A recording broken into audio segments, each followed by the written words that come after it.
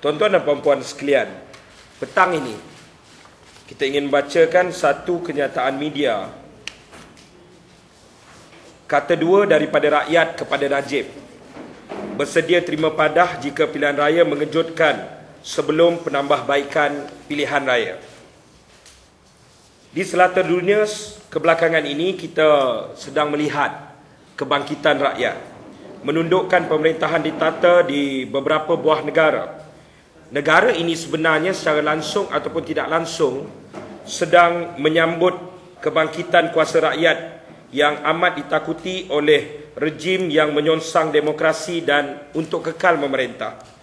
Di sebalik sebuah kerajaan yang penuh penipuan demi penipuan, termasuklah penipuan pilihan raya yang melibatkan mereka dengan maksud tertentu untuk menolak sistem pilihan raya yang bersih dan adil, tetapi memilih untuk meneruskan sistem pilihan raya yang meragukan dan mudah dimanipulasi agensi yang diperkudakan oleh rejim itu sendiri.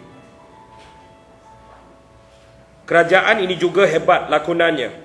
Mereka mempunyai sokongan yang kuat kononnya, tapi asas rakyat sebenarnya di bawah rata-rata telah menolak rejim pemerintah atas faktor penindasan dan penyelewengan kepercayaan rakyat. Lalu kerajaan ini tumbang tersungkur walaupun memperolehi kemenangan besar dalam pilihan raya ciptaan mereka.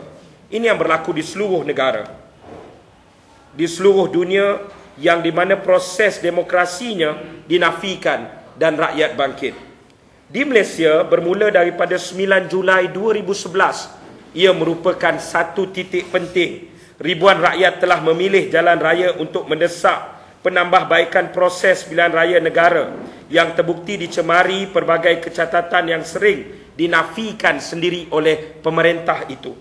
Kepincangan proses pilihan raya ini telah diakui oleh Datuk Seri Najib Tun Abdul Razak, Perdana Menteri Malaysia, yang mengumumkan jawatankuasa pilihan khas berhubung dengan penambahbaikan proses pilihan raya.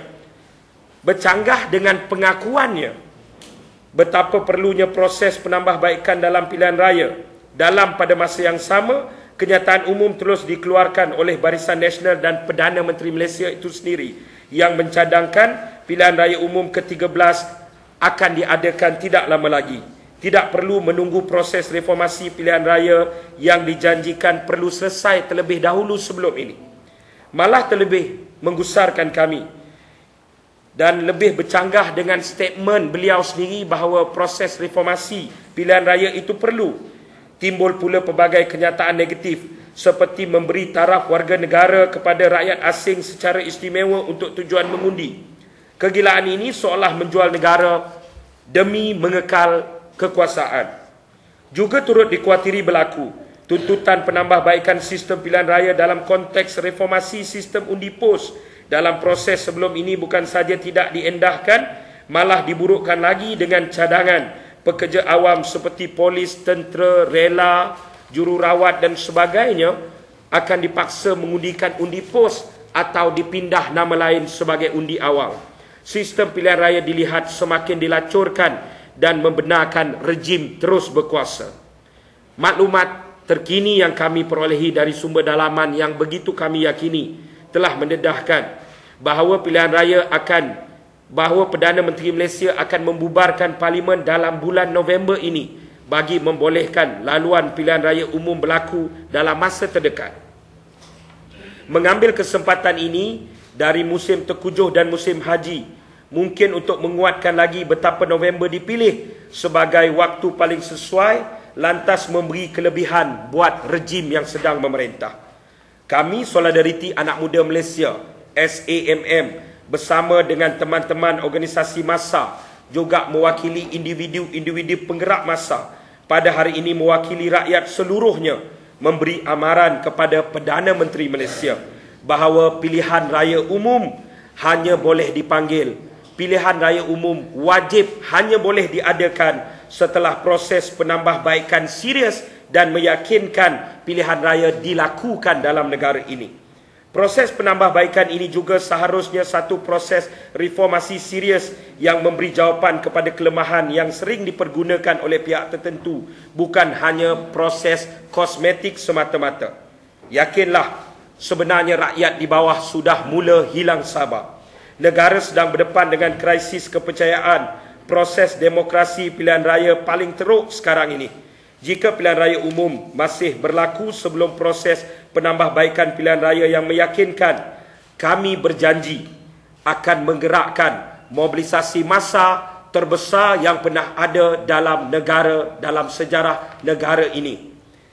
Jika pilihan raya dipanggil dalam masa terdekat, paling tidak sebelum menunggu jawatankuasa khas membuat keputusan, maka sudah tentu pilihan raya paling kotor dalam sejarah sedang dijanjikan oleh Perdana Menteri Malaysia. Jika ini tetap dilakukan, maka tidak dapat dielakkan persepsi pilihan raya kali ini hanya sebuah proses palsu bagi menghalalkan rejim terus berkuasa.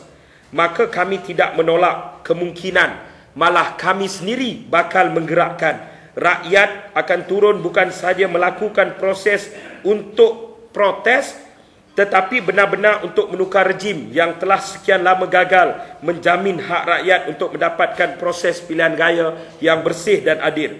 Kita tidak boleh menolak kemungkinan rakyat akan bangkit untuk memastikan rejim ini turun agar proses pilihan raya yang bersih dan adil boleh mengambil tempat dan negara ini boleh diselamatkan. Kami bagi pihak rakyat Malaysia yang prihatin memberi kata dua kepada Perdana Menteri Malaysia. Pilihan raya wajib hanya boleh selepas penambahbaikan prosesnya selesai sepenuhnya, atau tidak pasti ia akan berdepan dengan kuasa kebangkitan rakyat. Jadi saya, Cikgu Bat, membacakan bagi pihak Solidariti Anak Muda Malaysia dan didokong oleh organisasi-organisasi penggerak massa yang lain. Persoalan dia ialah kita sedang berdepan dengan sebuah rejim yang membolehkan semua kemungkinan berlaku.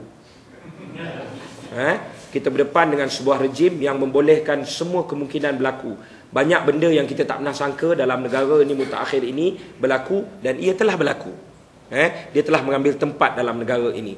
Dan kali ini kita punya maklumat, dan begitu juga sebab kita ada seorang Perdana Menteri yang satu hari dia berucap untuk menambah baikkan proses pilihan raya. Dia memperakui tuntutan rakyat pada 9 hari bulan, kerana tekanan rakyat yang kuat itu kemenangan rakyat. Apapun itu adalah kemenangan rakyat. Perdana Menteri telah memperakui perlunya proses reformasi itu. Tetapi pada masa yang sama, Perdana Menteri juga adalah pengerusi kepada rejim parti pemerintah Barisan Nasional. Dia juga mengumumkan bahawa pilihan raya terdekat akan berlaku.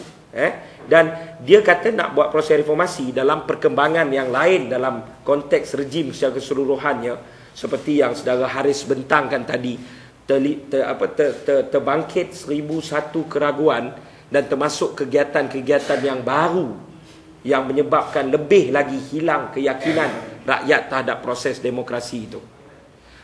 Perdana Menteri akan berdepan dengan mobilisasi rakyat yang terbesar. Kita akan terus dengan segala usaha. Yang pertama sekali ialah kita akan usahakan untuk memberi tekanan kepada Perdana Menteri Malaysia. Kamu kena ingat, Najib Tun Razak, kamu kena ingat, jangan menguji kesabaran rakyat Malaysia. Enough is enough. Kita ditipu sekian kali banyaknya. Ketika kamu berjanji untuk mengadakan pilihan raya terkotor kali ini, maknanya kalau you tak tunggu sampai proses reformasi pilihan raya selesai, maknanya you menjanjikan kepada rakyat pilihan raya paling kotor. Jangan cabar rakyat Malaysia. Kerana itu hari ini kita jelas kita meletakkan kata dua kepada Najib Tun Razak. Kalau dia buat, dia akan berdepan dengan kekuatan rakyat. Kalau dia nak dikenang dalam sejarah sebagai manusia yang dijatuhkan oleh rakyat di tampuk kekuasaan, dia perlu fikirkan benda itu. Bila dijangka dia akan mengubahkan? Pilihan raya dekat Malaysia ni, ini proses demokrasi Malaysia. Semua orang perlu jadi ahli nujum. Tetapi daripada maklumat yang kita dapat, dan kerangka besar gerak kerjanya, selepas daripada persepsi baik yang cuba dibuat oleh Perdana Menteri Malaysia selepas pulang mengerjakan ibadah haji, yang mencipta persepsi baik kepada permainan di sisi part of permainan media, saya menjangkakan ia hampir, malah ada yang menyebut bahawa 11 hari bulan akan dibubarkan daripada beberapa maklumat yang kita ada. Dan tarikh ini sebenarnya jika rakyat gembeling tenaga bagi amaran, saya percaya dan yakin selaku rejim ataupun selaku kerajaan yang prihatin dengan rakyat, dia seharusnya bergerak untuk ni. Jadi now ini adalah proses mengembelingkan kekuatan rakyat.